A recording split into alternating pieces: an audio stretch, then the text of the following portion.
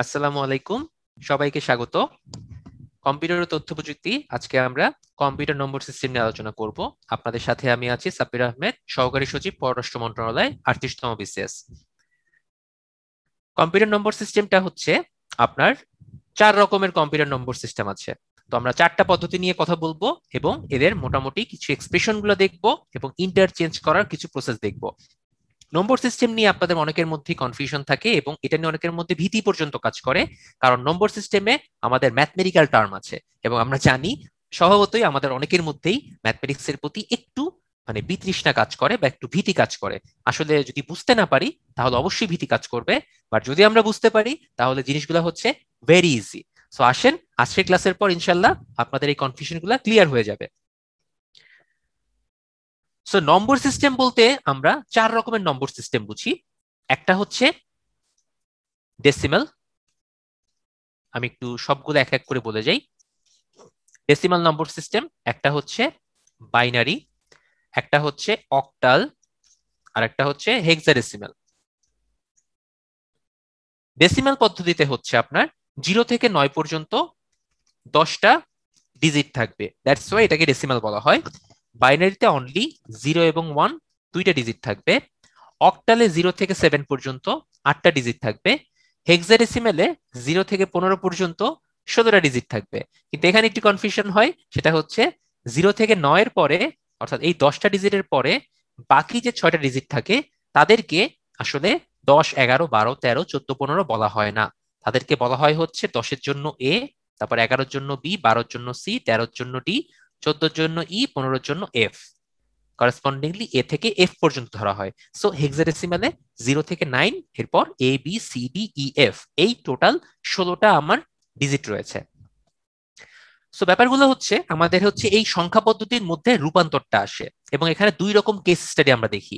Number 1 case study হচ্ছে এরকম: decimal থেকে বাইনারি, বাইনারি থেকে ডেসিমেল, ডেসিমেল থেকে অক্টাল, অক্টাল থেকে ডেসিমেল, ডেসিমেল থেকে হেক্সাডেসিমেল, হেক্সাডেসিমেল থেকে ডেসিমেল।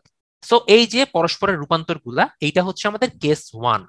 আর একটা কেস 2 আছে, সেটা হচ্ছে বাইনারি, অক্টাল এবং হেক্সাডেসিমাল, এই তিনটার মধ্যে ইন্টারচেঞ্জ। তো আজকের ক্লাসে আমরা কেস 1 নিয়ে কথা বলবো, পরের কোনো ভিডিওতে আমরা ইনশাল্লাহ কেস 2 নিয়ে কথা বলবো। সো কেস 1-এ আসি, আমাদের ডেসিমেল থেকে সবগুলা সংখ্যায় কিভাবে রূপান্তর করা যায়। শুরুতেই হচ্ছে আমি একটু আপনাদেরকে একটা প্রাথমিক ধারণা দিব যে ডেসিমেল থেকে কিভাবে সবগুলাই ইজিলি যাওয়া সম্ভব। আসেন আমরা সেটা একটু প্রথমেই দেখে নিই, তাহলে আমরা সবগুলা ম্যাথই খুব ইজিলি করতে পারবো। সো আমরা দেখি ডেসিমেল থেকে আমরা যাব হচ্ছে অন্যগুলাতে। এক এক করে সবগুলার আমি একটু হেডিং দিয়ে নেই।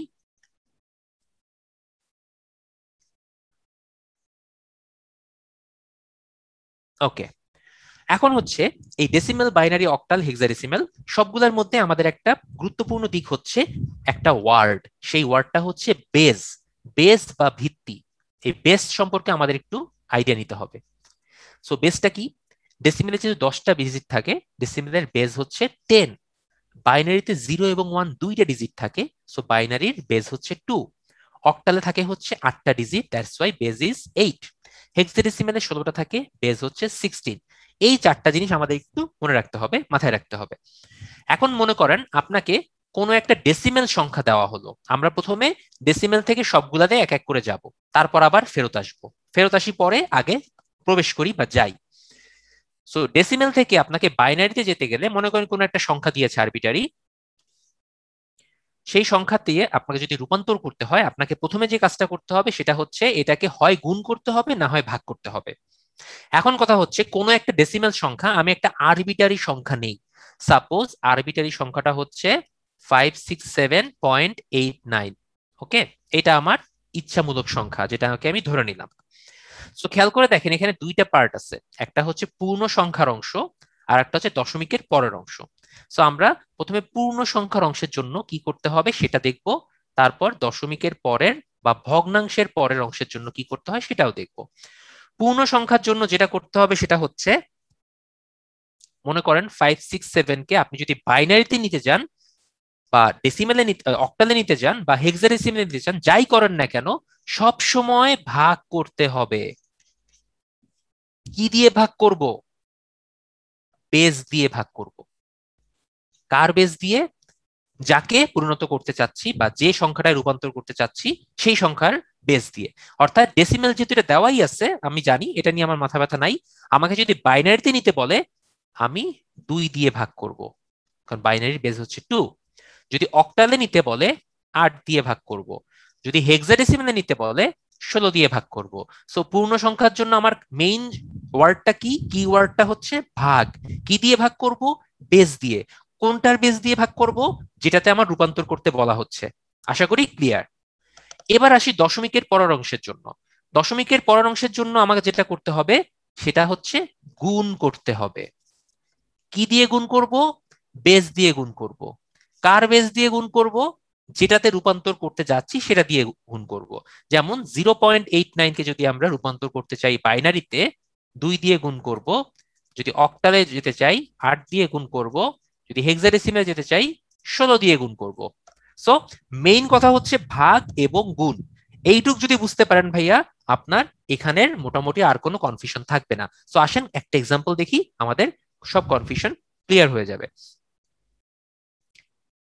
1 to 3.4510 এটা আমি আপনাদেরকে দেখাবো না, এটা খুবই ইজি। সো আমি ওইদিকে যাচ্ছি না, আমি একটা অন্যরকম একটা সংখ্যা নিয়ে করি। 23.125 এটা আপনাদের জন্য SW আকারে আমি রেখে দিলাম, বাসায় করবেন আমারটা বোঝার পরে। আচ্ছা, সো 23.125 পেয়ে গেলাম এই সংখ্যাটা। সো এখানে দুইটা পার্ট আছে, একটা দশমিক একটা পূর্ণ। সো আমি একটা দাগ দিয়ে দুই পাশে ভাগ করে ফেললাম। সো পূর্ণ অংশের জন্য কি করতে চেয়েছিলাম আমরা? আগের স্লাইডের কথা মনে করি। পূর্ণ অংশের জন্য ভাগ করতে হবে। কত দিয়ে ভাগ করব? বেস দিয়ে ভাগ করব। কার বেস দিয়ে ভাগ করব? যাকে, মানে যে সংখ্যাটায় রূপান্তর করতে চাচ্ছি। সো বাইনারিতে রূপান্তর করতে চাচ্ছি, সো আমাকে ভাগ করতে হবে 2 দিয়ে। 2 দিয়ে ভাগ করলে কি হয়? ভাগফল 11, ভাগশেষ থাকে 1। আবার 2 দিয়ে ভাগ করব যতক্ষণ না পর্যন্ত আমার ভাগফল 0 না হচ্ছে। সো 2 দিয়ে ভাগ করলে কত হয়? 5, ভাগশেষ থাকে হচ্ছে 1। আবার 2 দিয়ে ভাগ করব, ভাগফল 2, ভাগশেষ 1। আবারও 2 দিয়ে ভাগ করব, ভাগফল 1, ভাগশেষ 0। এবং লাস্টে আবারও ভাগ করতে হবে, কারণ ভাগফল আমার এখনো 0 হয়নি, এই এবার গিয়ে 0 হলো। তো ভাগশেষ 1। আমি এখানে থেমে যাব। এবার দেখব ডান পাশে আমি যে ছোট করে এই যে ভাগশেষ গুলা লিখেছি, এখানে খেয়াল করে দেখেন বাইনারি কিছু ডিজিট চলে এসেছে, 11101। এইগুলাই হচ্ছে আমার আনসার। এগুলা কি আমি পিক আপ করে তুলে নিব। কিন্তু কোন দিক থেকে তুলবো? সিরিয়ালটা হবে নিচ থেকে উপরের দিকে, অ্যারোটা দিয়ে দিলাম। সো অ্যান্সারটা হবে 23। এটাকে যদি আমি বাইনারিতে রূপান্তর করি অ্যান্সারটা হবে 1, তারপরে 0, তারপরে 3টা 1। এই হচ্ছে 23 এর জন্য বাইনারিতে রূপান্তর। ক্রমটা হবে নিচ থেকে উপরে, আবার অ্যারো দিয়ে দিলাম। ওকে, এবার আমরা দশমিকের জন্য করব। সো দশমিক অংশে কি ছিল? 0.125। সেটাকে কি করতে হবে বলেছিলাম আগে স্লাইডে? বলেছিলাম দশমিকের পরের অংশটাকে গুণ করতে হবে। কি দিয়ে গুণ করতে হবে? বেস দিয়ে গুণ করতে হবে। কার বেস দিয়ে গুণ করতে হবে? যে সংখ্যাটাতে রূপান্তর করতে চাচ্ছি সেই সংখ্যার বেস দিয়ে। সো বাইনারিতে রূপান্তর করতে চাচ্ছি, সো বাইনারির বেস দিয়ে গুণ করব। দিলাম গুণ। খেয়াল করে দেখেন 0.125 কে 2 দিয়ে গুণ করলে যেটা আসে সেটা হচ্ছে 0.250। সো এই 0.250 কে আমি আবার দুইটা পার্টে ভাগ করে নিব। একটা হচ্ছে পূর্ণ অংশ আর একটা হচ্ছে ভগ্নাংশ। পূর্ণ অংশে কত আছে দেখেন তো? 0 আছে। আর ভগ্নাংশে আছে 0.250। সো পূর্ণ অংশটা আমি সুন্দর করে রেখে দিব, একে আর কোনো জ্বালাতন করব না, তুই ভাবা তোমার মতো থাকো। আমি ভগ্নাংশটাকে একটু জ্বালাতন করি। যেহেতু ভগ্নাংশটা এখনো 0 পর্যন্ত যায়নি, তাই এটাকে আমি আবার 2 দিয়ে গুণ করব। 2 দিয়ে গুণ করলে কি পাচ্ছি? 0.25 কে গুণ করলে আসে 0.50। যেহেতু এই জায়গাটাতেও দেখেন একটা পূর্ণ অংশ আছে, সেটা হচ্ছে 0, বসিয়ে দিলাম। আর ভগ্নাংশটা হচ্ছে 0.50। ঠিক আছে? সো এটাকে আমি আবার 2 দিয়ে গুণ করব যতক্ষণ না পর্যন্ত এটা আপনার 1 না হচ্ছে, পূর্ণ সংখ্যায় না আসতেছে। সো 0.50 কে 2 দিয়ে গুণ করলে অ্যান্সারটা আসে 1.00। সো পূর্ণ অংশ পেয়ে গেছি আমি 1, আর ভগ্নাংশ পেয়ে গেছি 00। এখন আমি এই ভগ্নাংশকে যতই গুণ করি না কেন 2 দিয়ে, আলটিমেটলি জিরোই থাকবে। সো আমি আর যাব না, আমি থেমে যাব এই বরাবর। সো কোথায় থামবো? যতক্ষণ পর্যন্ত ভগ্নাংশের অংশটা জিরো না হচ্ছে বা পূর্ণ অংশটা ওয়ান না হচ্ছে, ততক্ষণ পর্যন্ত আমার এই কাজটা চালিয়ে যেতে হবে, 2 দিয়ে গুণ করাটা। সো আমি মোটামুটি যেহেতু থেমে গেছি, আমার এখন এই পূর্ণ অংশগুলোকে কালেক্ট করে নিতে হবে। ভগ্নাংশের কোনো দাম নাই ভাইয়া, একে আমরা ইউজলেস বা অবশিষ্ট হিসেবে ফেলে দিব। সো পূর্ণ অংশটাকে কিভাবে নিব? এটারও একটা সিরিয়াল আছে। আগের মতো নিচ থেকে উপরে না, এবার হবে উল্টা ভাইয়া, এবার হবে উপর থেকে নিচে। সো 0.125 এর জন্য আমি যদি রূপান্তর করি, এটার অ্যান্সারটা হবে 0.012। সো এই দুইটাকে যখন আমি একসাথে সামেশন করব, তখন কি হবে? এই অংশটা দুইটাকে সামেশন করে দেই, সামেশন করলে আসবে 10111। এই অংশটুকু তো ছিলই, তার সাথে দশমিক, এবং দশমিকের পর 001। এইটাই হচ্ছে আপনার নির্ণয় অ্যান্সার বা নির্ণয় উত্তর, দশমিক থেকে বাইনারিতে রূপান্তর। তো আপনারা যদি এখন দশমিক থেকে অক্টালে রূপান্তর করতে চান বা হেক্সাডেসিমালে রূপান্তর করতে চান, আমার মনে হয় না আর কোনো সমস্যা হওয়ার সম্ভাবনা আছে, কারণ প্রসেসটা হচ্ছে সেম। এখানে যেরকম 2 দিয়ে গুণ 2 দিয়ে ভাগ করেছি, ওখানে 8 দিয়ে গুণ 8 দিয়ে ভাগ করতে হবে। হেক্সাডেসিমালের জন্য 16 দিয়ে গুণ 16 দিয়ে ভাগ করতে হবে। Process simple. ওকে, সো আমরা একটা অক্টাল সংখ্যা আপনাদের জন্য আমি বাসার কাছে রাখবো। আমি হেক্সাডেসিমালটা একটু কঠিন, এটা আমি করে দিব, আসেন এটা করার চেষ্টা করি।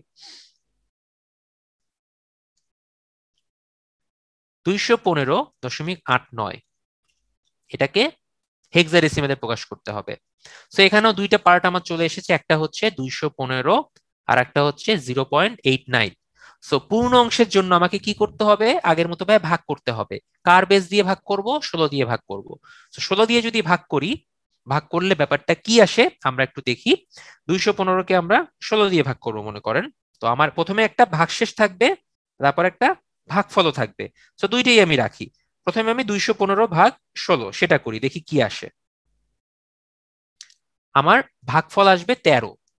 ভাগশেষ কত আসবে? ভাগশেষ আসবে হচ্ছে আপনার 7, সেটাকে রেখে দিলাম। এরপর 16 দিয়ে আমি আবার ভাগ করব। 16 দিয়ে কি 13কে ভাগ করা পসিবল? পসিবল না। সো আমি 0 বসিয়ে দিব ভাগফল, ভাগশেষ থাকবে 13। ব্যাস, আমি থেমে গেলাম। না ভাইয়া, এখানে থামলে হবে না, কারণ আপনি একটা ভুল করে ফেলেছেন। 13কে তো লেখা যাবে না। কি লিখতে হবে? 13 জায়গায় লিখতে হবে হচ্ছে, আমরা জানি 10-এর জন্য এ, 11-র জন্য বি, 12-র জন্য সি, 13-র জন্য ডি।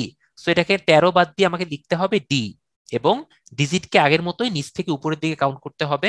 সো 215 এই ডেসিমেল সংখ্যার জন্য হেক্সাডেসিমেল আসবে D7। আগের মতোই ভাইয়া, কোনো নতুন কোনো প্রসেস আমি বলি নাই। ওকে, আশা করি এইটুকু ক্লিয়ার হয়েছে।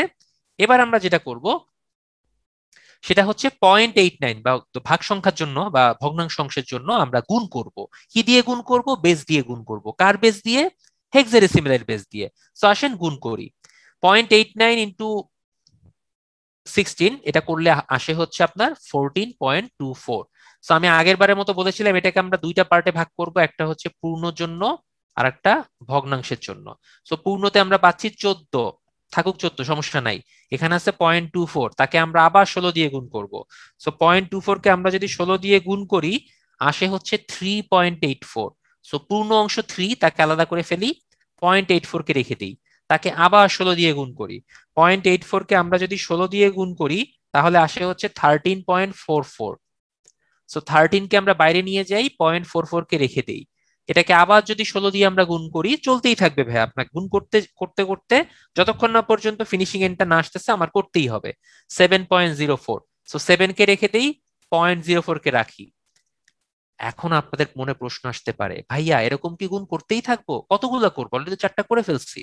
আমি আপনাদের একটা আইডিয়া দিই ভাইয়া, দশমিকের পর মোটামুটি 3 থেকে 4 ঘর পর্যন্ত গেলেই আমাদের আর যাওয়ার দরকার নাই, আমরা স্টপ করে দিব বা থেমে যাব। সো আমরা এখানেই থেমে যাব, আর আমরা অ্যাডভান্স হব না।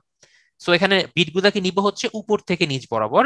খেয়াল করে দেখেন, 14 এর জন্য আমরা 14 লিখতে পারবো না, লিখতে হবে ই। 3 এর জন্য 3, 13 এর জন্য ডি, 7 এর জন্য 7। সো এখানে লিখতে হবে হচ্ছে 0.E3D7। এইটা হচ্ছে ভগ্নাংশ অংশের জন্য আপনার টোটাল এই যে ট্রান্সফরমেশনটা। সো দুইটাকে যদি আমরা সাম আপ করি, সাম আপ করলে কি পাচ্ছি 215.89। একে যদি আমরা হেক্সাডেসিমেলে নিয়ে যাই D7.E3D716। এখানে ভাইয়া 7 এর পরে কয়েকটা ডট ডট ডট ডট দিয়ে দিতে হবে, কারণ আমরা তো শেষ পর্যন্ত আসি নাই, এই কারণে ডট ডট দেওয়াটা অবশ্যই আপনাকে উল্লেখ করতে হবে, তা না হলে কিন্তু পরীক্ষক চাইলে নম্বর কাটতে পারেন বা জিরো দিতে পারেন, কারণ ডট ডট রাখতেই হচ্ছে, আপনি তো পুরোটা শেষ করেননি। সো এই হচ্ছে ভাইয়া দশমিক থেকে বাইনারি, অক্টাল, হেক্সাডেসিমাল তিনটারই মোটামুটি এক্সপ্লেনেশন। সো আমরা একটু অক্টালটা যেহেতু আপনাদেরকে ভারীর কাজ দিয়েছিলাম ভিডিওর পরে, সো আমি একটু হিন্স দিয়ে দেই। 75কে ভাগ দিবেন হচ্ছে 8 দিয়ে, আর ডান পাশে যে 0.140625 আছে একে গুণ দিবেন 8 দিয়ে। এটা আমি আপনাদের জন্য বাসায় কাজ রেখে দিলাম। ক্লাসটা বা ভিডিওটা দেখার পরে নিজেরা নিজেরা একটু ট্রাই করবেন, করে মিলিয়ে নিবেন। ওকে, সো আজকে আমরা দশমিক থেকে ট্রান্সফরমেশন গুলো দেখলাম। ইনশাল্লাহ আমরা কেস ওয়ান এর বাকি অংশ, অর্থাৎ এগুলো থেকে আবার দশমিকে রিটার্ন করা নেক্সট কোন একটা ভিডিওতে দেখবো। সো সেই পর্যন্ত সবাই ভালো থাকবেন, সুস্থ থাকবেন, পড়াশোনার মধ্যেই থাকবেন। হ্যাপি রিডিং সবাইকে। আসসালামু আলাইকুম, আল্লাহ হাফেজ।